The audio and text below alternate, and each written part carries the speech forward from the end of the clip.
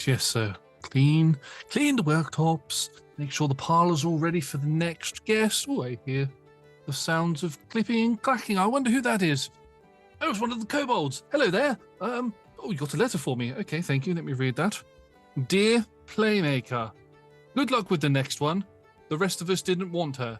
Signed, the Poppet. Well, I mean, I don't know. Who's the next one then? I don't know. Hello? Hello? Hello there. I take it you're here.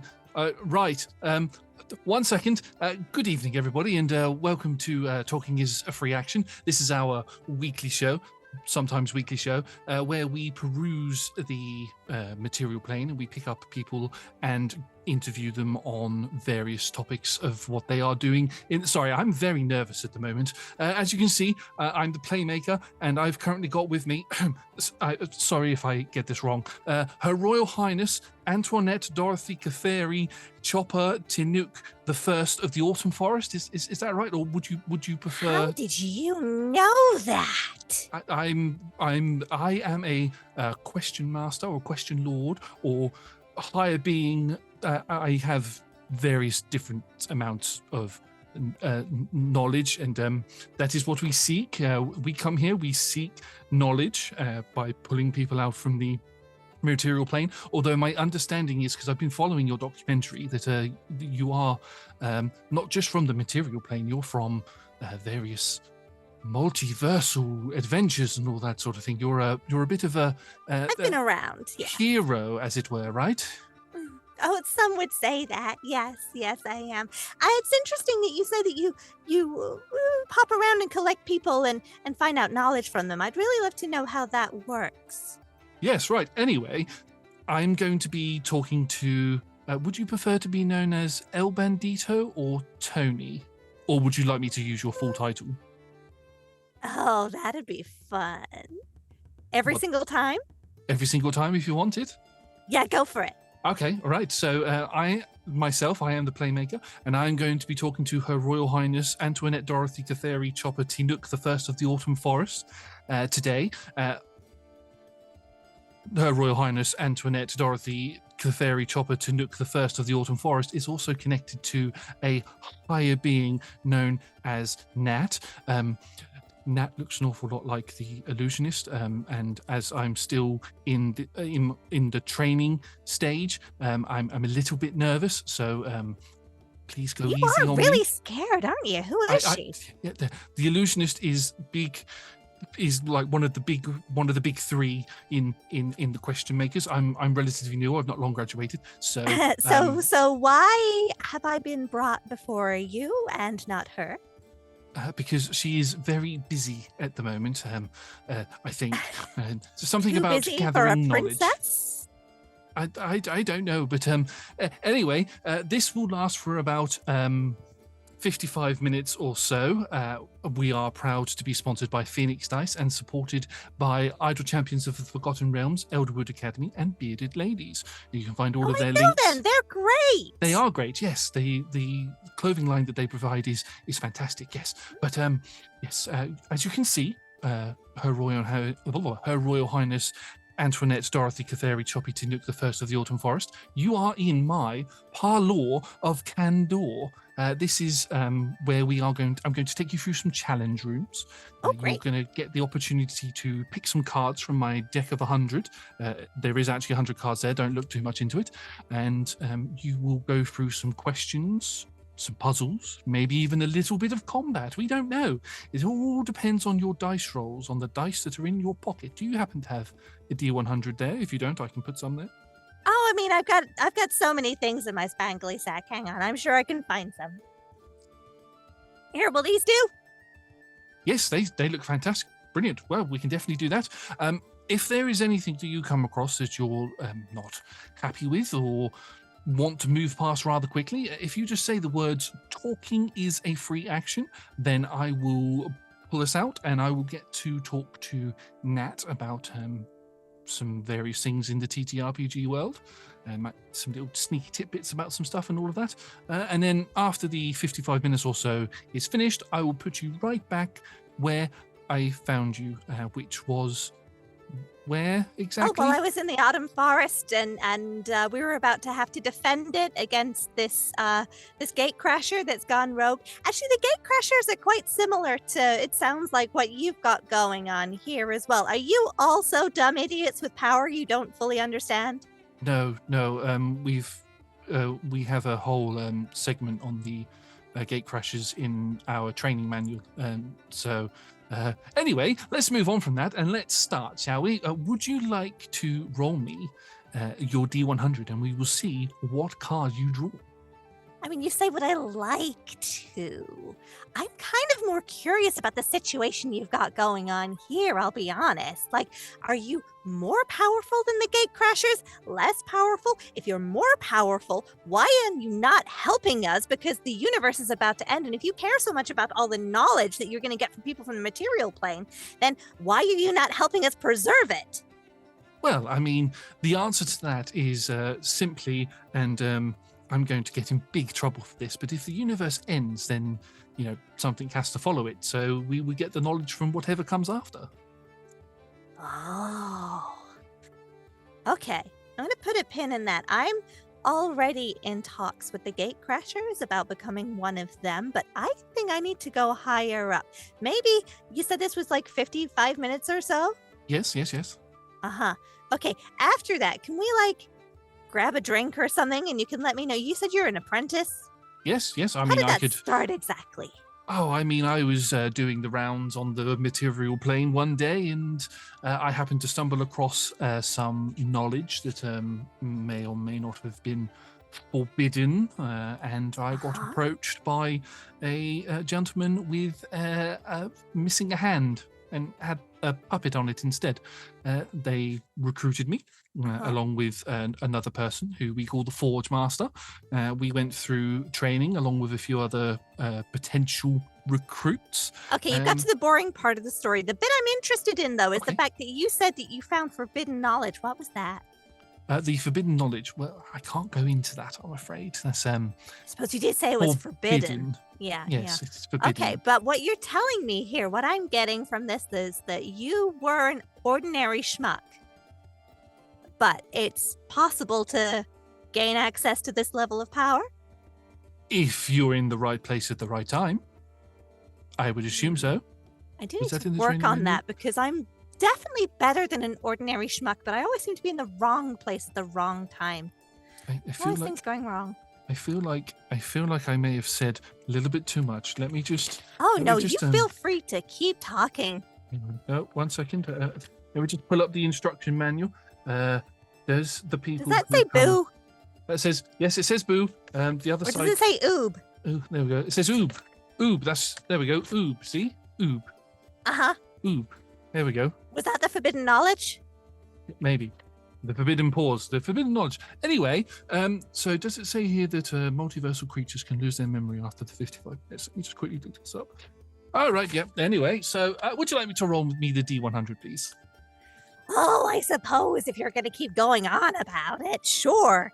That's a 61. No, a 67. They look very similar. They do look very similar. It's a 1. So 61? Promise it's a 1.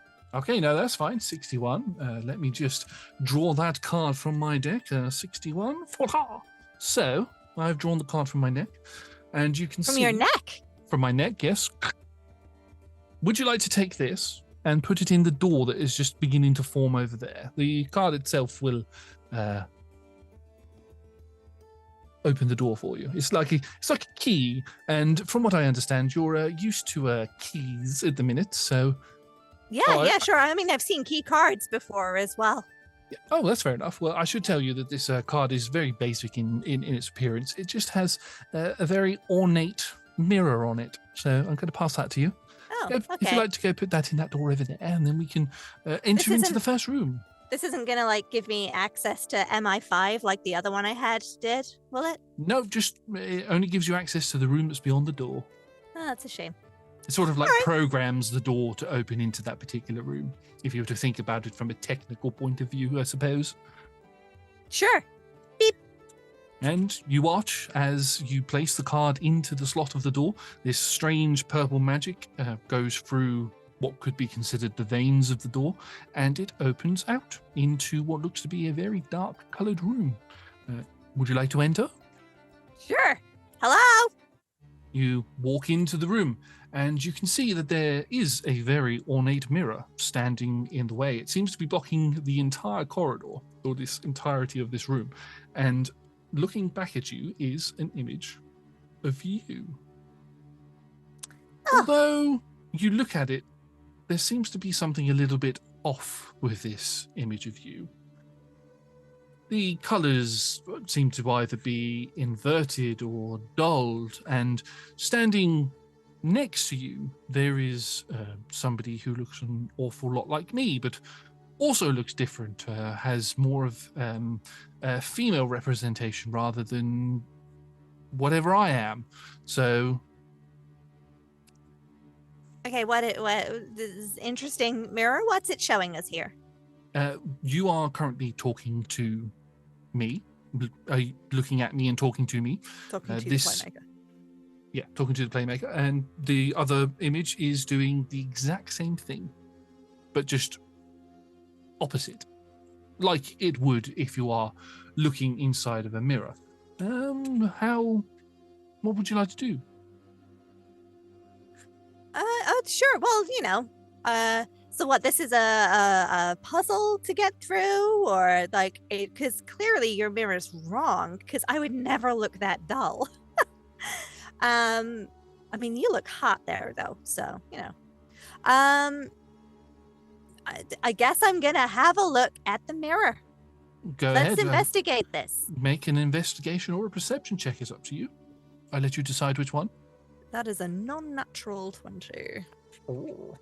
You have a little look around, and you can see that the mirror itself is exactly as it says on the tin, ornate in design. There is a lot of different filigrees all around it. There's some it's like a bit of elven, bit of dwarven, bit of dragonborn, all of that all around it. There's no words or anything to read or anything like that. And so you quickly get bored of looking at the mirror at the frame of the mirror. But when it comes to looking inside the mirror at the reflection on the other side, you can see that there is some things that are a little bit off. There are torchlights, sconces on the walls in the room that you're currently stood in, and in the room that is reflected. Although the room that you are looking in, or the room that you are in, sorry, the flames are lit a teal blue color. The flames in the reflection, there aren't any. They're just out. They're just torches. Oh, right. Yeah. Huh. Do I get anything else? Is just the fact that the torches are not lit, or do I get any sense of like this mirror is a mirror to another plane or anything like that? You could certainly touch the mirror if you'd like to find out. Yeah, this is giving me like things are bad if I do the thing vibe, but then again, you know what? Playmaker, I have had a few days of being the responsible one in the group. Me! Can you believe it? Yes, Your Royal Highness Antoinette Dorothy Catheri Chobber Tinduk, the First of the Autumn Forest. I can believe that. Oh. Wow. I've really changed since my youth. Oh well, time to live while you can, I'm just gonna give the mirror a lick. As you walk up to the mirror to give the lick, the other Her Royal Highness Antoinette Dorothy Claveri Chopper Tanook, the First of the Autumn Forest, walks up to the mirror, and as you both go to lick in the exact same spot, could you please make me a wisdom saving throw? Absolutely. 16. 16. You feel as your tongues almost touch each other as this sort of liquid. The mirror. Been here before. Hey. With yourself? with versions of herself. There was a whole biting situation. There was a very whole biting situation, and there was a lot of words that were used that sort of sent some of the other players' eyebrows aloft. But yes, as your face touches the mirror shimmers as if it was like a liquid, and you feel that there is a pull, as if it's trying to pull you into the mirror. With the 16 that you rolled, you're able to pull yourself back, and you can see that now that some of the dull coloration from the other Her Royal Highness Antoinette Dorothy Catheri Chopper Tanuk the First of the Autumn Forest has started to spread around you, and on them it is the color of you, the brightness and the vibrance that you have has begun to appear on them. It's like there's some sort of cross merging or something, muddying the waters. So, look here, PM. I've been around a lot of different planes of the multiverse, and I know there's the whole situation of like versions of ourselves in different planes, yada, yada, yada. So I'm getting that this is a similar sort of vibe, if not the actual thing, but you also said that this is all a construct. So, like, what's the deal here? Like, out of character, does Toni get the vibe of the way forward is to jump through, or the way forward is to fight the thing, or the way forward is to just turn around and go back? Well, I mean, the vibe that you're getting from this is you could choose to go through the mirror. You could also choose to ask me a question. You could ask me, and I could tell you. What's going on here? What's the deal? The deal is that you need to match. You either need to go through the mirror itself, some way, somehow, without touching yourself. Yes, don't give me that look. Don't give me that look, Her Royal Highness Antoinette Dorothy Catheri. Every day is a struggle, you know. That's all I'm saying. Every day is a struggle. Or you could try and make the reflection look the same. Points to the torches. Oh, I see. Right. Okay. Sure. Do I have a spell that'll do this quickly? See, I get where you're going with the torches. Unfortunately, I don't do fire as just on principle, you know. So what I'm going to do is ask you, apprentice, could you go and light all those, blow all those torches out for me? 1 second. Bear with me. Can the Question Lords assist? I mean, it doesn't say it can't. I can't be breaking the rules if I... Yes, you watch as the Playmaker floats up, or me, myself, floats up, moves towards each of the torches and snuffs each of them out. Toni files she files a nail while she's waiting. The reflection of yourself is also filing their nails, while the other version of the Playmaker is also snuffing out the flames. And as the final flame goes out, and I float down next to you, and we look towards each other, look at each other's reflections, you watch as the mirror does one of those strange sort of twisty things where it turns around, and then we are stood exactly opposite each other. So I am directly opposite my other version, you're directly opposite your other version. And just as it stops and I wave at myself and the other one waves at me, we're doing this, the mirror shimmers and begins to fade out, and there is a pathway that leads to a door at the other end. Well done. No. Well done, you. You did all the hard work. Thank you. If you'd like to go through that door there, that will take you into a corridor that will take you to the next door.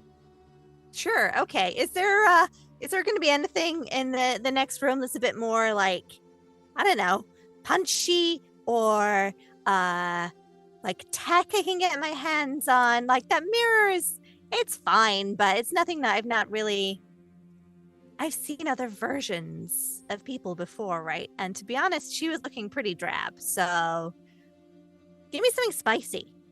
No, certainly. I will. I'm not going to stack the deck, as it were, but I will. I will definitely try and give you something a little more challenging, even if I have to alter it slightly. But yes, if you'd like to go through the door. Sure. I believe in you. I'm going to cast guidance on the Playmaker. Oh, And as she walks through the door. as you walk through the door, you walk into a very nice looking corridor. It looks like it could have been an exact extension of the Parlor of Candor. A brief description of the Parlor of Candor, because I completely forgot to give it earlier because I was so flabbergasted by Her Royal Highness Antoinette Dorothy Clefairy Chopper Tinduk, the first of the Autumn Forest's presence. I'm gonna give you a hand here, Josh. The Playmaker has to say it, you don't. Oh, I was still being a playmaker, but that's fine. The Parlor of Candor, as I like to call it, is pretty much like your old school style nerd shop. You go in there, there's a large glass counter that's got loads of like loose cards inside of it that you can purchase. There's cosplay style weapons behind the counter that were made by my friend the Forge Maker. There are tables set up with various different types of games that you can play. There's one that's got a map of Faerun on it, and there's loads of little minifigures. There's one of a hobgoblin. There's one of a very small little auto gnome that says Sarah written around the base, and it's got where they are currently, or the places that they're currently in Faerun, potentially. Maybe. We don't know. But the walls themselves are like a very fine oaken wood border with purple walls. And this is the corridor that you've just walked into. It's oaken borders with purple walls, and there are pictures on the sides. These particular pictures have posters that have names on it like a viscous cycle and at death's door, a scaling effect, and there's pictures of various different characters that we might say. These are some of my favorite documentaries that I've watched. There are plenty more further down, but To say I'm not noticing mine. So what you gonna do about that, bud? well, I mean, I don't have the poster for your one yet because it hasn't finished. You haven't finished your adventure, so once your adventure is finished, I will hang your one up. I've been in other adventures. I think you'll find. And which ones have you been in? Busy Bees 3, Furry Road. Oh, I did see that one. Where is that one? I think that one is. I know where that one is. It's not in this corridor, but yes. That was the one with, with Clint and the beans and the pelican. Oh yes, with, Clint. Yeah, with the fucked up boy. Yeah, for a mace and the little otter asshole. Yes. No, we do have a room full of beans, but we had to close it off because the beans became a bit of an issue. Anyway, would you like to roll a D100? It gets everywhere, yes. I will, out of character again. I would like to given now that I've been given the description of the Parlor of Candor. Toni absolutely would have tried to steal something from it before we left. Okay, make me a sleight of hand check, please. Let me get my skills. That is a 26. Okay. What would you like to steal? She would have been snooping around while you were doing the intro. I think would have gone for the map of Faerun for sure. If there are any other maps of any other maps, they might be planes of other existences, even if it's like a Carcassonne board. Who knows? That could be a different plane. Yeah. And then if there's anything that looked like a snack, and if there's anything that looked like weird little chunks of metal or anything like that, just all going into the bag. I mean, there's definitely plenty of chunks of metal. They are in the shape of various different types of dice. You could take them. Yeah, there we go. In terms of maps, there are a lot of tables that are set up with a map on it, a few seats around, and then some sort of throne with a strange screen around it. Looks like people are playing some sort of a game with these maps.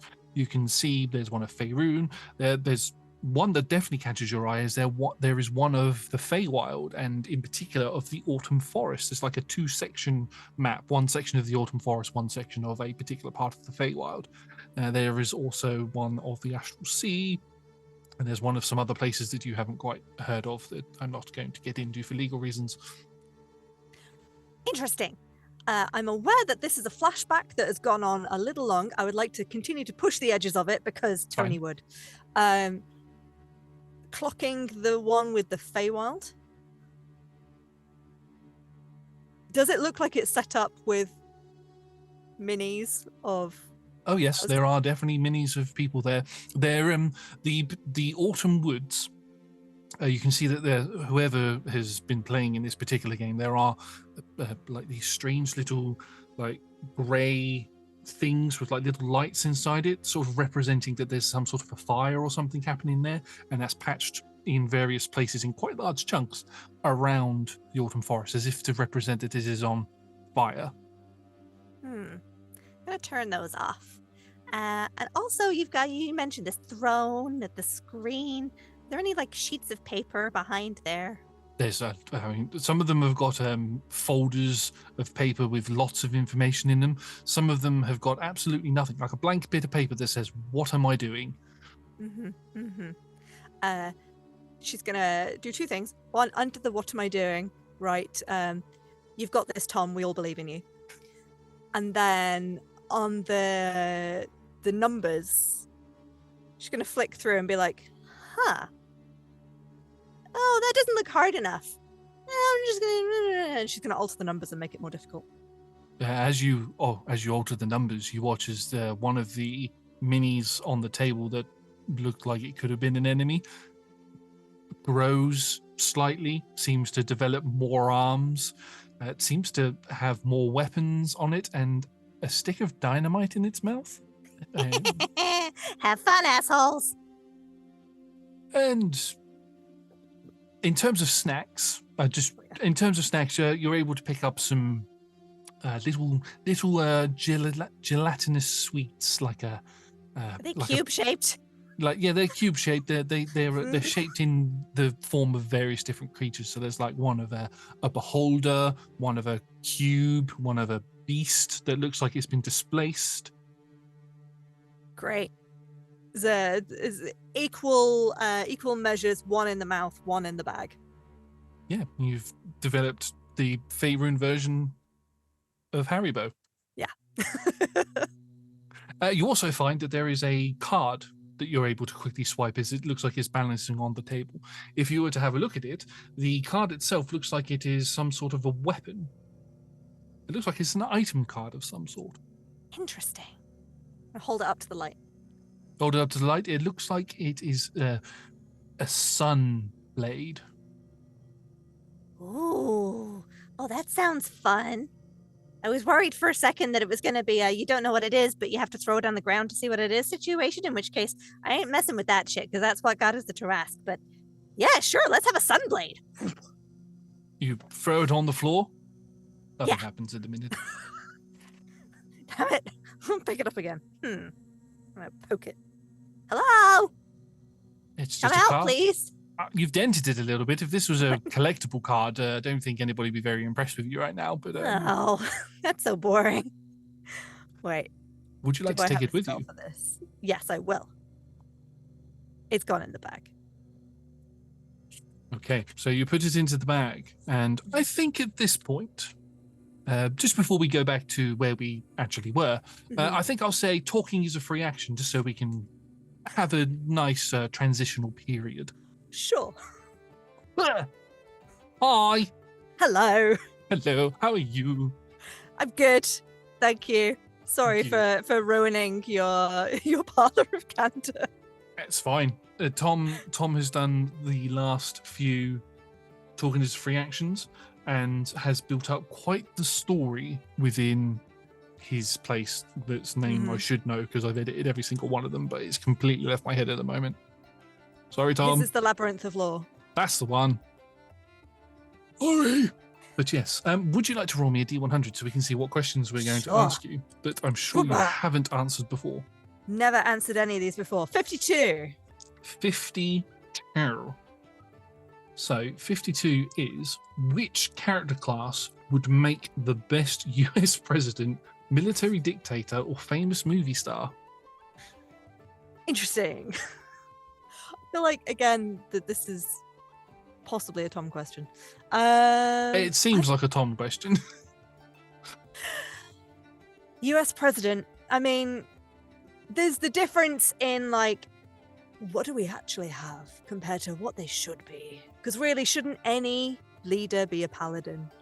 Like, looking after everyone else and doing the right thing. Or a cleric, but then I think that gets into, like, religious. Yeah, paladins places. can be religious, but they don't have to be. You can be a paladin of the people, whereas clerics Yeah. are a bit more specifically tied to gods.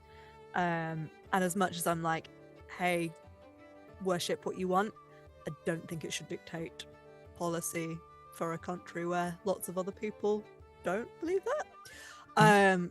So yeah, I think paladin should be head of state,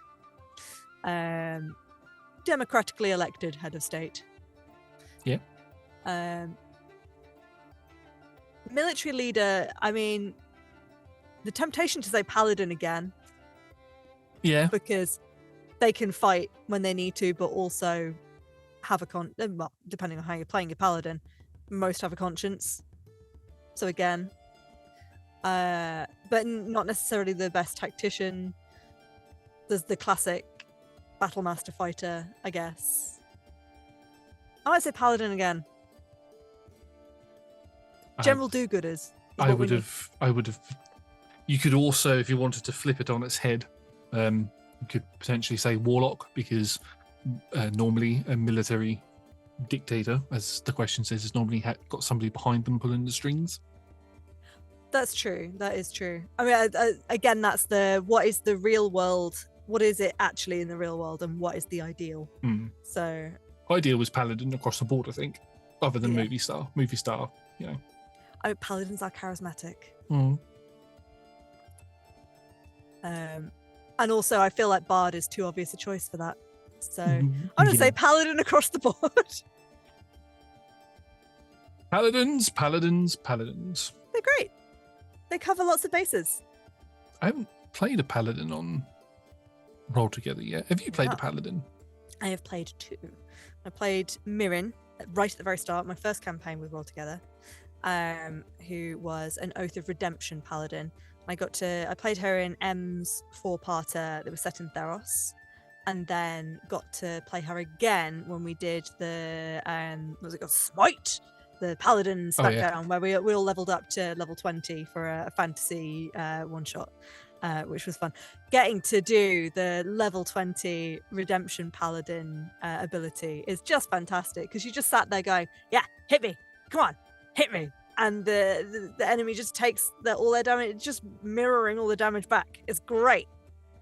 My only regret for that one is the item that I chose, the legendary item, the trident wave was not great. I wish I'd done what M did, which was take, I think it was a potion of becoming a giant. It wasn't hill giant strength, it was specifically like Storm. I think Storm's the best. Is it Storm or Cloud Giant that's the best one? Gives you like 30 strength or something. Yeah, you double in size and your hit points go up and your strength goes up.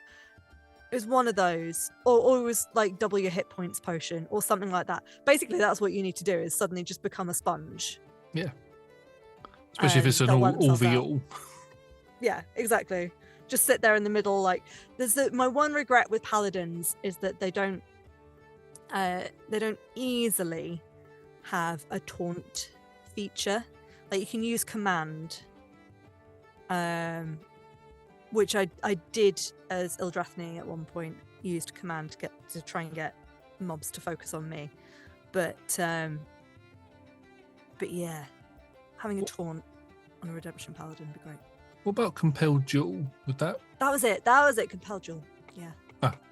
Yeah. Right. I think I'll roll. Let's roll a question. Yeah. Why not? That's a 1, so that's a 10. Yep, that's a 10. I rolled a 10.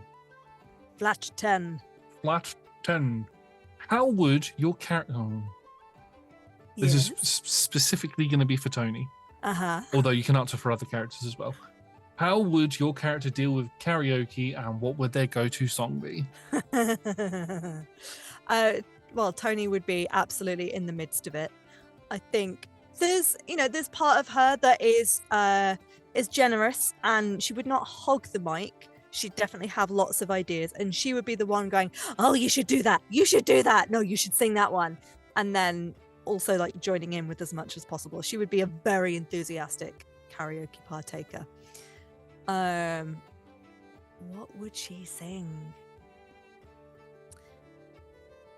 I mean, I feel like the sort of the early 90s, like late 80s, early 90s, when we really got Riot Girl music, like Heart, Blondie, things that, and then when we got like Riot Girl stuff in teen movies where it got more aggressive, like I don't give a damn about my reputation, Yeah. that kind of stuff. I feel like that is Toni sort of nailed down. Anything from the Birds of Prey soundtrack as well, because as we've already established, she's Harley Quinn. Yeah. I think one of the kobolds said in one of the episodes, I think it might have been episode 2, could have been episode 3, but about Toni being a mixture of Deadpool and Harley Quinn, with the fourth wall breaking and then everything that Harley Quinn is, which is just amazing. Between that and the way that Faerun is as well, it's just so much chaos. I would said, like, I think it was one of the after the recording, maybe episode 1 or episode 2, where we were sort of doing our little debrief afterwards, and we said, like, I always knew Toni was going to be loud and chaotic, and I'm sort of trying to balance that by focusing on the plot, and always comes with a level of, well, yes, she's a bit terrifying, but Faerun is another level of chaos and terrifying in just a very different way, and it's been so much fun to play that with Talia, like the two of us sort of bouncing off each other and just yes-anding Feywild bullshit. I think the good thing with, I think the best thing that I've seen with and being a part of Trust and Glass is that we're not all full chaos, pure chaos characters. You've got Toni and you've got Faerun, and then you've got, who are obviously pure chaos, as we've said, but then you've got Georgie and Jack who balance that out with having their own elements of chaos there, but they're more down to earth. So they sort of not so much rein it in, but they rein it in effectively, is what I'm trying to say there. Jack is like chaotic in very specific circumstances. As soon as like another version of him, like that's it, you can't control, but then otherwise has been very chill. I feel like Georgie doesn't mean to be chaotic, but the chaos is drawn to him and he's like, yeah, all right, yeah, we'll roll with it. I'll just go with it. Yeah, it's fine. It's Which is great. It's definitely been, and was, because obviously we've long finished recording it at this point, it's a very fun, very chaotic campaign, and I hope to see the characters again if they survive the final episode that is on Monday. I mean, I've just made it more difficult, so yes.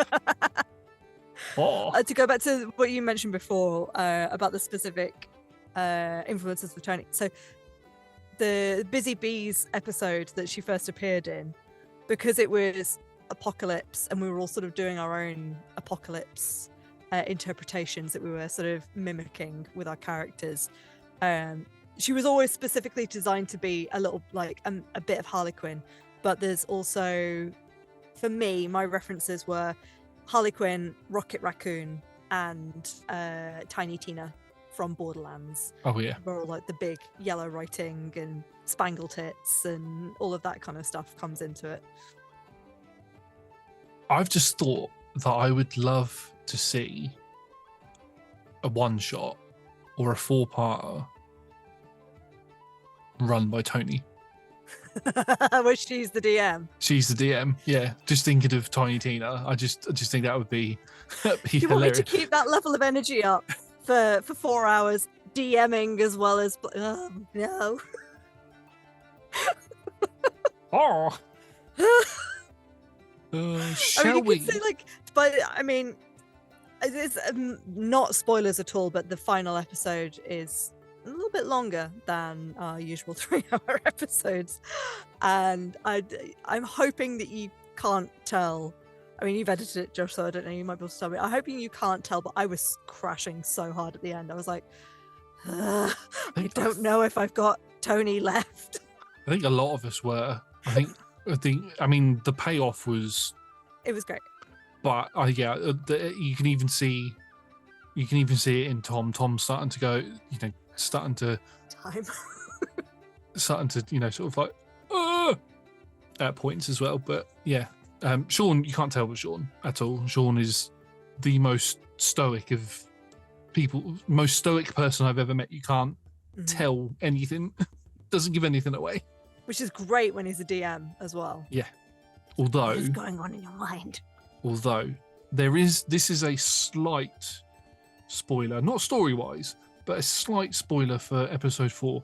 There is at least 2 absolutely fantastic moments in episode 4 where Sean outright belly laughs, and it made me laugh when we did it. But editing it, I had to pause it and step away for 5 minutes because I just couldn't. It was brilliant. So that's the thing as well, because Sean, he is stoic, as you say, but he's not a stone. Like he laughs at things, but there's a difference between him going, "That was funny," and you not hearing it, to him actually being got. And you're always like, yes, when that happens. It's just so good. Right. Let's go back. Into the corridor where we're supposed to be. In the corridor where we're supposed to be, we come back into the moment of there was some sort of strange flashback area. I don't know what happened there. Would you like These to roll are delicious. Do you want one? Oh, where did you get? Sure, thank you. Thank you. I'll tell you what. We are getting rather close to the end of our time. What, already? We've only done one room. I know. It's unlike me. Normally I'm up to like 6 or 7 by this point, but Oh wow. Okay, no, it's all right. We can beat that record. Come on, let's go. What's next? all right, okay. So I'll tell you what we're gonna do. Roll me a D100 twice, and then I'll let you pick. Twice. Okay. Yes. 36. 36. 26. Oh, those are rather close to each other. That helps me out quite a lot. So the first card is that of a white void. That's it. The second card is, well, looking at it, is looks like a coin pouch sitting on some cobblestones with little glints of gold sticking outside of it. Let's get the money. Let's get the money and run. Go put that in the door then for me, please. Beep. You put that into the door. I put the cards. You watch as the door sort of takes the card sort of dissolves, and the deck of cards in my hand sort of lights up a little bit as it sort of comes back into my deck. And you are able to walk into the room. Have you ever been to a place called Luskan before? I don't think I made it there. It didn't seem very important. Oh, well, you walk in. It is a very busy place. There is a lot of people walking around. Your passive perception is... Not as good as my passive investigation. I would take both numbers.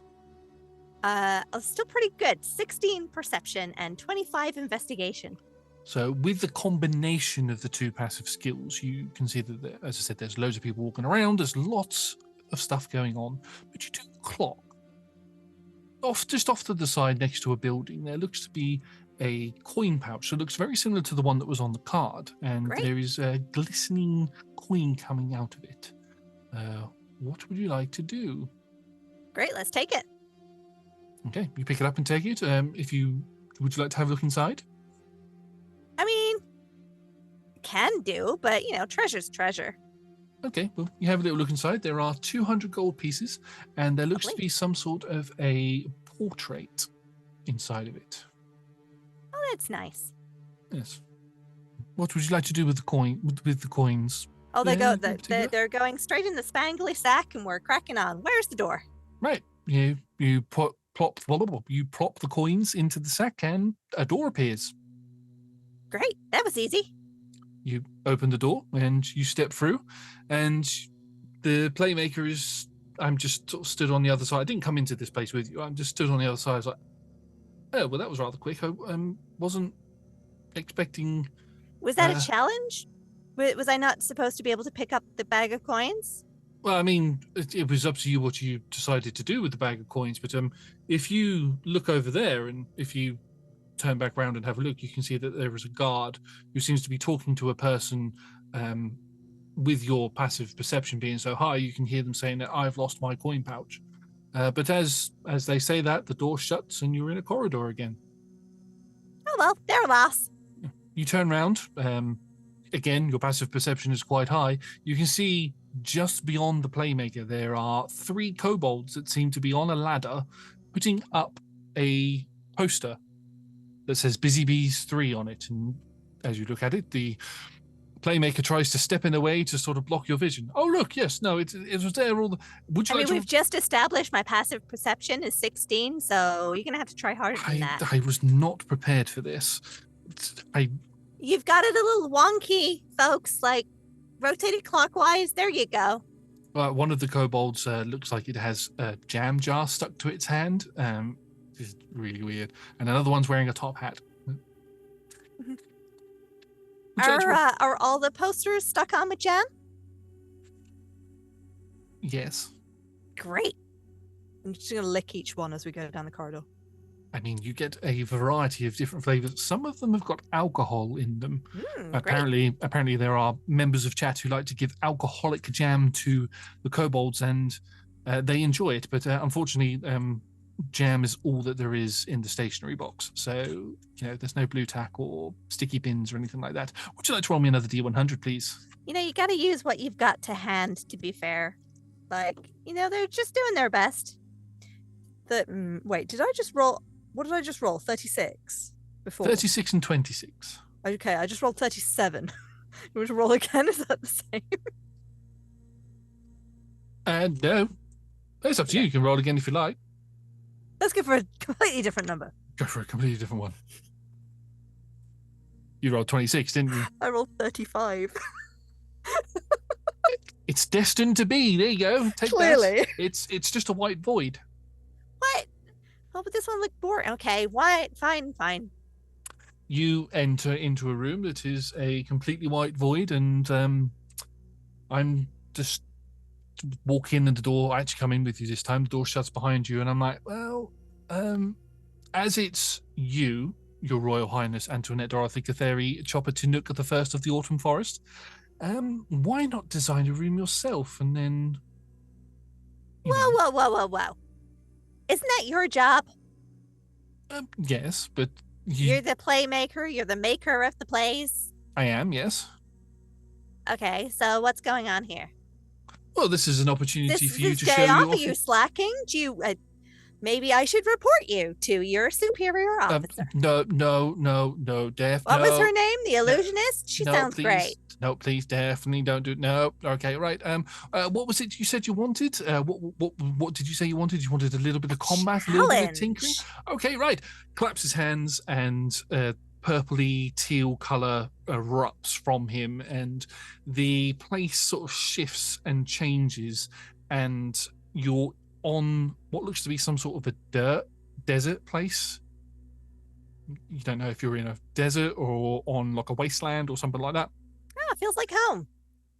You can feel vibrations as a rather large creature comes charging down what looks to be some sort of a runway. It looks rather large, almost like a Tarrasque. And as you look, this like purple puff of smoke appears next to you, and an old friend of yours is there. I believe You called it Spangle Tits? Yeah. Just gonna look at the Playmaker and say, Low blow. But, You asshole. All right, come on, baby, let's go. I'm gonna jump into Spangle Tits, start drumming.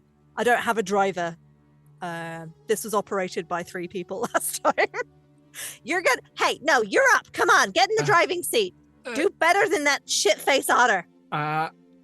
Sorry, but no. And the Playmaker just disappears, and the same 3 kobolds that were put in the picture up appear in the car. One with a Okay, top you'll hat, do. one with Go a on then.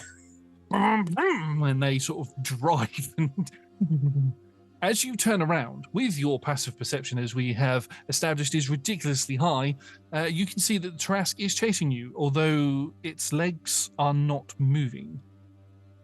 It seems to be in a car of its own. It's little Spangle Tits. And you can see that there's a couple of other little vehicles that are driving along with it, and one of them you can see looks to be a bean can of some sort. I don't know, but they're all being driven by various different creatures that have all like faceless in appearance. But yes, you seem to have entered some sort of Her Royal Highness Antoinette Dorothy Catheri chopper to Nook the First of the Autumn Forests go-kart racing. Are there some like glowing, color-changing boxes ahead of us we can drive through? You certainly can, yes. Great, let's go for it. Right. Straight ahead, kobolds. You drive through. Get the stack of 2 rather than the 1. You get 2 instead of 1, and you hear this noise of bing, bing, bing.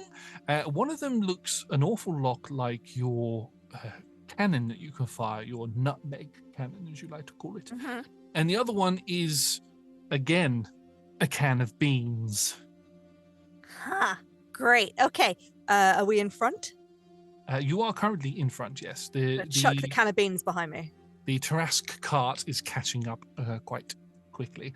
You chuck the can of beans behind you. Would you like to roll me a acrobatics check? Acrobatics? Abilities. No. Okay, that's an 8. That's an 8. Right? You chuck it behind you. It sort of careens off to the left a little bit. Doesn't quite hit where the Tarask is, but it hits into a group of other vehicles that go to drive past, and it explodes into like a volcanic eruption of beans. It covers up half of the race course behind you. The Tarask just carries on plowing on. Everything else has been caught up in the beans. You have the nutmeg cannon left. You're coming up to a right turn that looks like you might need to pull the handbrake. You're not driving, so it doesn't matter for you. One of the kobolds pulls the handbrake up and skids around. I'm going to shout at them how to drift by pushing the bumper buttons down as you're pushing in the opposite direction. Yeah, and you do the whole, if you do this on the Joy-Con, which is what the thing is, you start building She describes this in full. Yeah, you do that. You get yourself a little boost as the car carries on. You still have the nutmeg cannon. You plow through another power up. You can see that the Tarask has also picked up something and is holding a rather large-looking dragon turtle shell in his hand or in its hand. It looks like he's preparing to throw it. Okay. See, here Nat is metagaming because the cannon I don't really want to play unless I'm behind. If that's what if what you're thinking of is what I'm thinking of. Okay, I am going to hold what was the second thing I had? I had the cannon thing, and what was the new thing you just gave me? What was the new thing I just gave you? I don't think I gave you. No, you hadn't driven through it yet. But the Tarask is holding a large dragon turtle shell. You're just about to skid through a box. Right. Okay. I'm gonna hold an action to cast. Oh, would that work?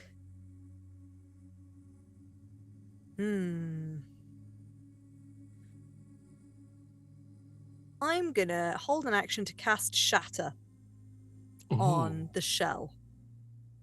Very good. Right. So as the kobolds drive you through the next box, you hear the bing, bing, bing noise, and you can see that it looks to be a beholder of sorts, but instead of it's like faded out a little bit, and one of the tentacles, one of its tendril things, eye stalks, that's what they're called. One of those is highlighted in like a greeny color.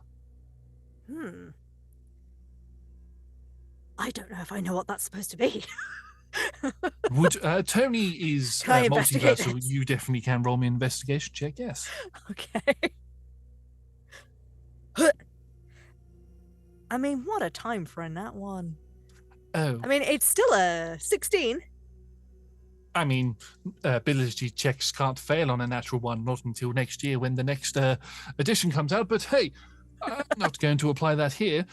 You can tell You're that too this is. kind. I'm too kind. This feels like it might be. Because it's a nat one, I will give you one of two different options it Okay. could be. One of them is it could potentially be a disintegration ray, or it could be a death ray. One of the two. I But mean, you don't know either which. of those sound great. I mean, you're not using them on yourself, so Who cares, right? yeah.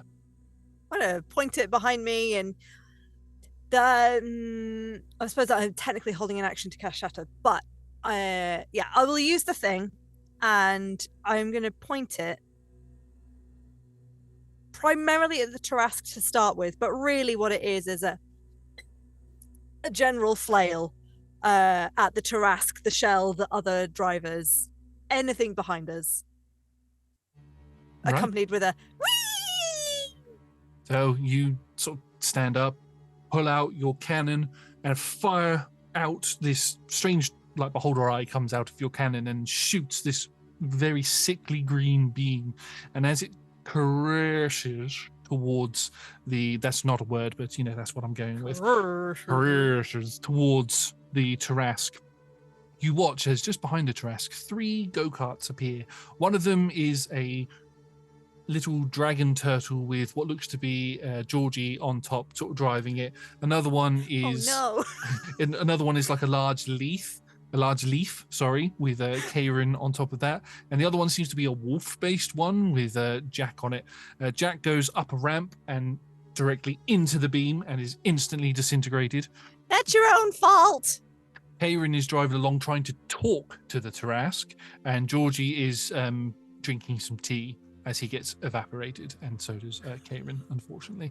The part of the Tarask's go-kart is also destroyed, and it begins to sort of veer off to the left, but the Tarask also froze the shell that begins hurtling towards you. You can see that as you have now gone around the right side, you've quickly drifted around the left side, around the left corner as well, and you can see that there is a finish line with a double set of doors on the other side.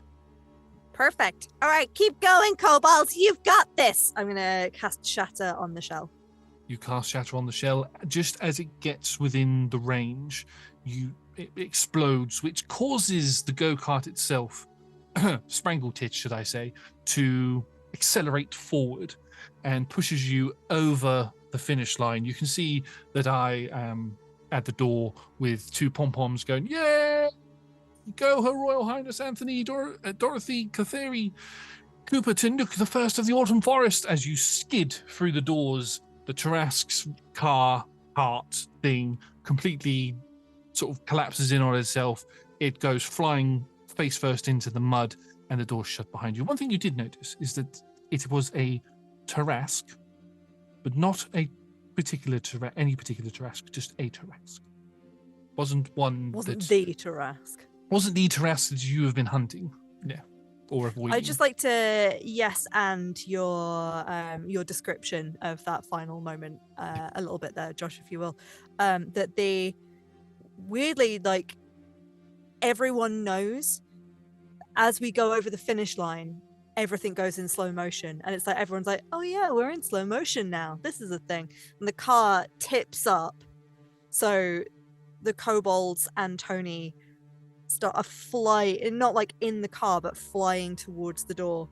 And Toni hits the Playmaker feet first as they tumble through the door, and the kobolds are like splattered either side covered in jam.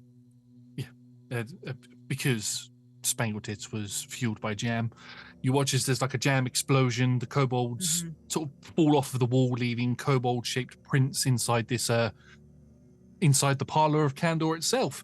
You take out the Playmaker's legs, and although the Playmaker could probably have decided to float there, you caught them off guard very quickly, and they sort of flip in the air 3 or 4 times and then land in jam on the floor. Everything, the entire parlor of Candor itself is completely covered in jam, except for you. You are completely clear. Yeah.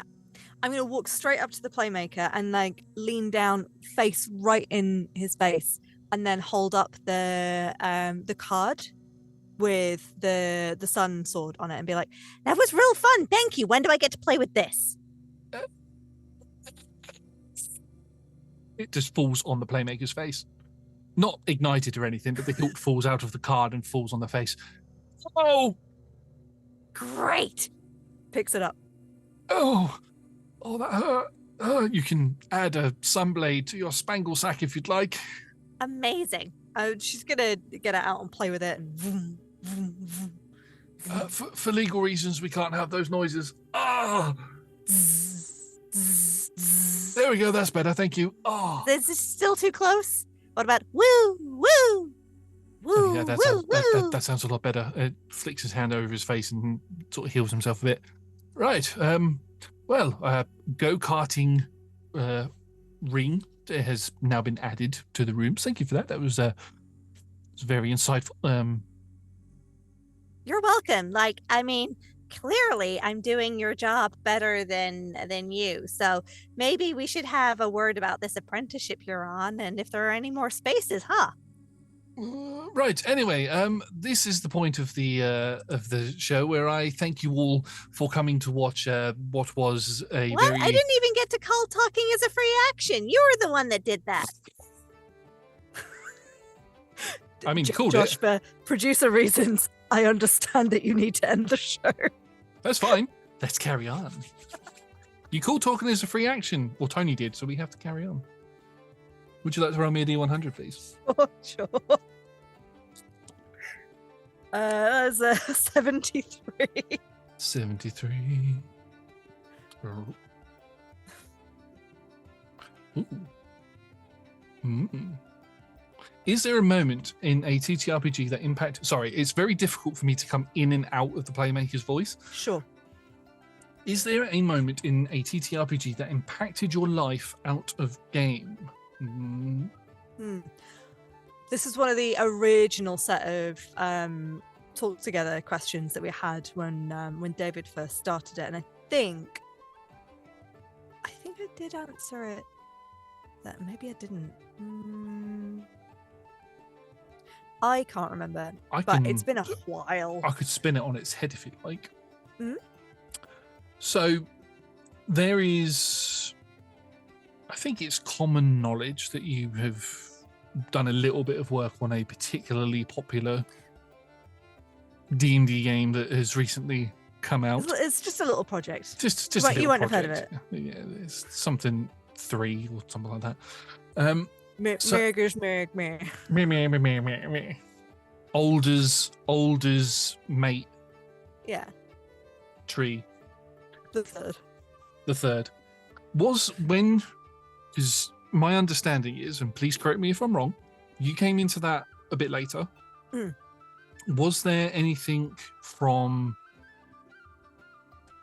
like what you've done with Roll Together or with any other place that you've worked previously that you brought to that? Or was there anything from working there that you have taken away from that and would look to apply to games in the future?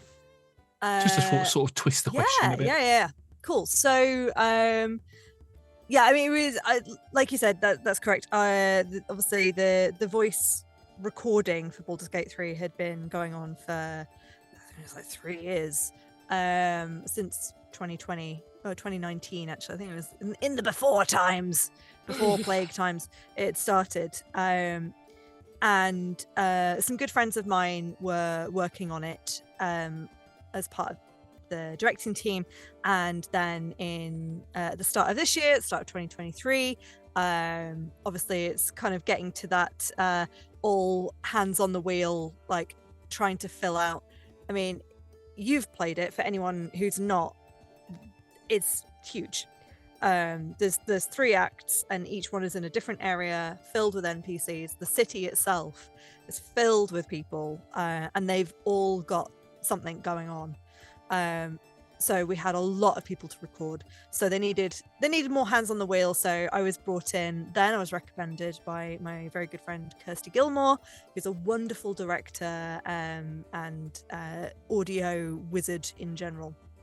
And yeah, so it was really helpful having already played quite a bit of D&D, having the background knowledge already. Like, I think if I didn't have that knowledge coming into a project of this size that I'd already been recording for 3 years, there's so much lore in that game that the game pulls from Forgotten Realms lore in general, that just having a basic knowledge of like the world was incredibly helpful. Fortunately, obviously, there's people on that team that have been working on the game, and they all know things. There's a few members of the team as well that prior to working on the game played D&D and were really into it. There's a couple of the mocap engineers who are really into their D&D, and so even for me there's been things where I've been like, hey, what was this thing? Oh yes, that's it. So that, you know, we're all sort of helping each other, which is really useful. Some of the things that were different, I think for me, the funniest things were like pronunciations, because obviously, like, you read a name in a book and you never hear anyone say it out loud unless you've watched like Jeremy Crawford or say a particular name. So people have their own assumptions about how things were pronounced. And Larian obviously have used pronunciations where they've been present already and then made decisions about pronunciations of things.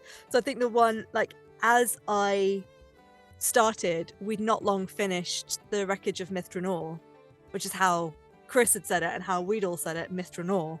But then going to work on this, and we had it's not a big part of the game, but there is a brief reference to Mithdrana, and I was like, excuse me, where is Mithdrana? That's not right. So having to make sure that, even though I was like, okay, well, I know things, making sure that I still checked the glossary to make sure I knew what I thought I knew, because there's quite a few things where the pronunciations were different. So yeah, still keeping me on my toes. It's awesome. There was something that I was going to say, but it's completely left my brain now. That's it. I can tell from interviews that I've watched with the people from Larian Studios and various other people who have worked on it on TikToks and all that sort of stuff. You can tell when a game has been made by nerds for nerds. Mm-hmm. And you can tell when a game has been made by corporate shills who just want money. I'm just going to leave that there. You can tell that Baldur's Gate 3 is an amazing game because it was made by nerds for nerds. Yeah, everyone's super invested in like the world and the story and building on what has already been said in like official D&D games and the Baldur's Gate series. So yeah, that was really cool. That's one of the things I've not actually played. I played Neverwinter. No, not Neverwinter, the current existing Neverwinter Nights. I played way back when, but I'd not played Baldur's Gate 1 or 2. So I had to go and read the plot of those. Not that you have to have understood it or played it to play Baldur's Gate 3 at all, but there's very little I can say that's not a spoiler other than that. I played Baldur's Gate. I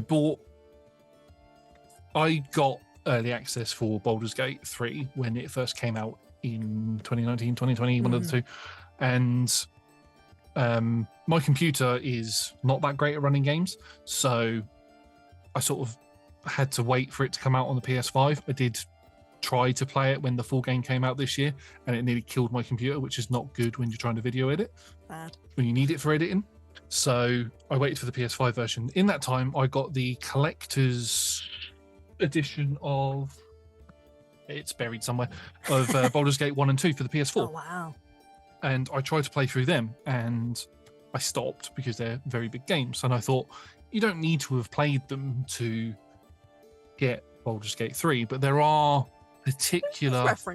There's references. There may or may not be a character or two that may or may not have been in those games. So I would like to go through them at some point just to see those characters in the before times. Yeah.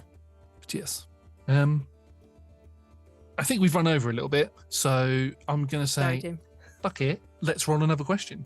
Because, let's do it. I'll roll this time. So that's a 9. So 90. 94. Ooh. Now, you have... How many games have you DM'd with Roll Together? You've done 2 Silver Ridge games and Nexus, I believe. Yes. How do you feel about fudging rolls? As a player, I'm an actor, right? It's my job to live a truth that is not my own, and commit to it. I still feel very uncomfortable lying, so as a player, I do not like fudging rolls because I feel very uncomfortable about the whole thing. I've had so many character moments in games for Roll Together, let alone offline games, where I could have gone, you know what, it would feel better if I just succeeded here. But I've gone, oh no, it was a 10 or worse. But as a DM, I think if you've watched Nexus, I play a little bit fast and loose with the rules. I like the rule of cool. I like making my players feel like superheroes, because that's the point of this. It's like, we're here to have fun and go, that cool thing, yes, and obviously the DM's job is to make sure that it stays on the rails, because if you have all of the sweets in the sweetie shop, then you just get sick. But if you were giving your players, I don't know where this, this analogy is going. If you were giving your players hard-boiled lemon sweets, and they were like, but what if they were chocolate coated and had sherbet in it?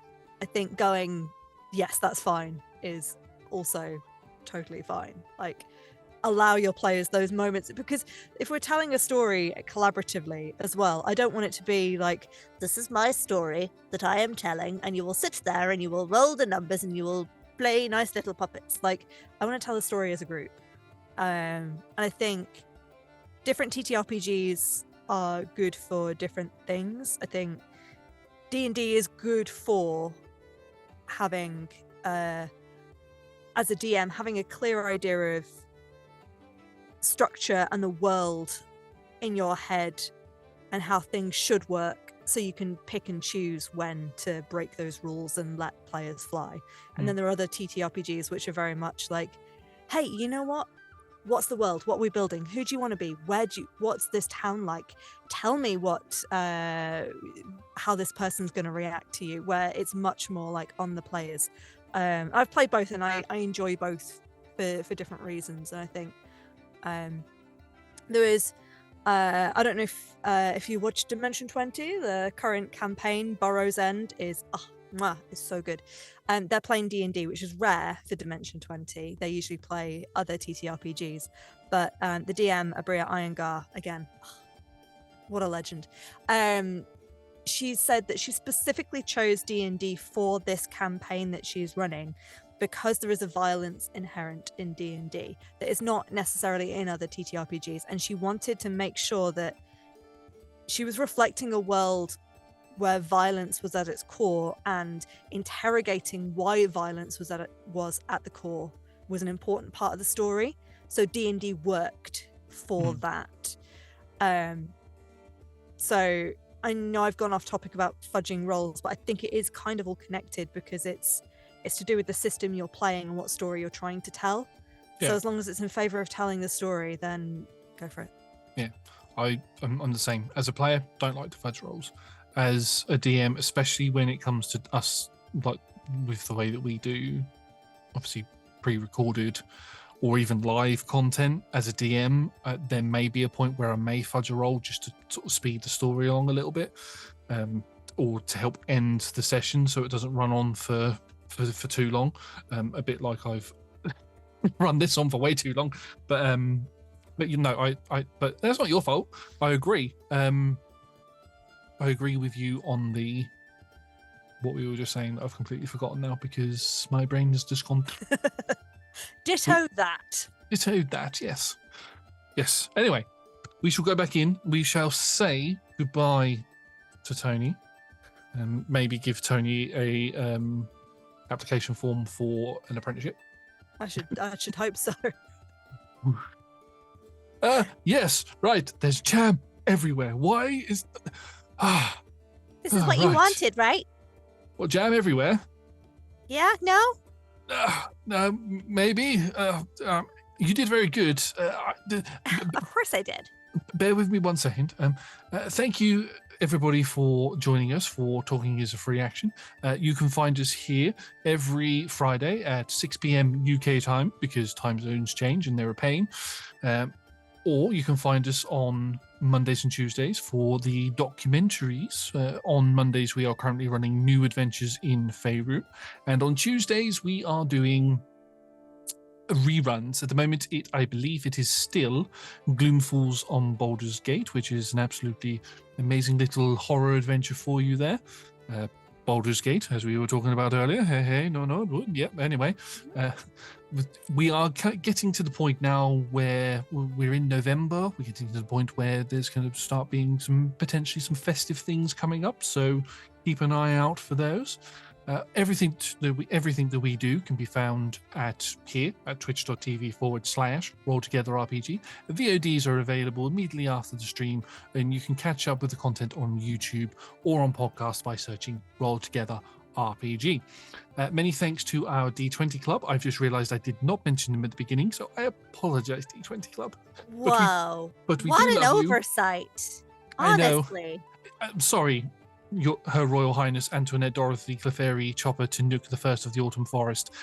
Your sheer presence flabbergasted me. I wasn't expecting to be taking royalty. No. through my This parlor is today. about the D20 Club. Yes. You can stop. We've talked about me. We all know I'm great, but you need to tell them how great Right. they are because they are. You are all absolutely amazing. We love everything that you do. Did you know, Toni, that they provide us with a Discord and with a wiki page, which they keep, is absolutely amazing what they do It's for us. very useful.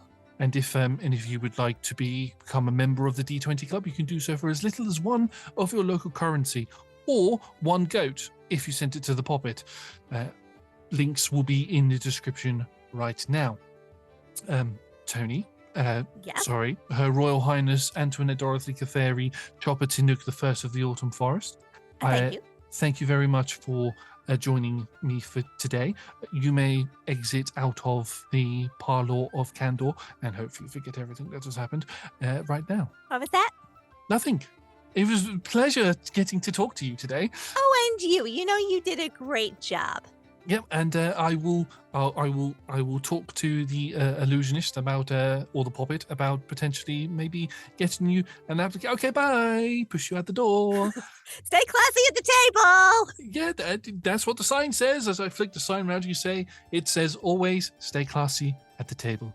And as the Playmaker closes the door, you can just hear the sounds of soft crying behind it. And that is where we are going to end tonight, people. I need to lie down.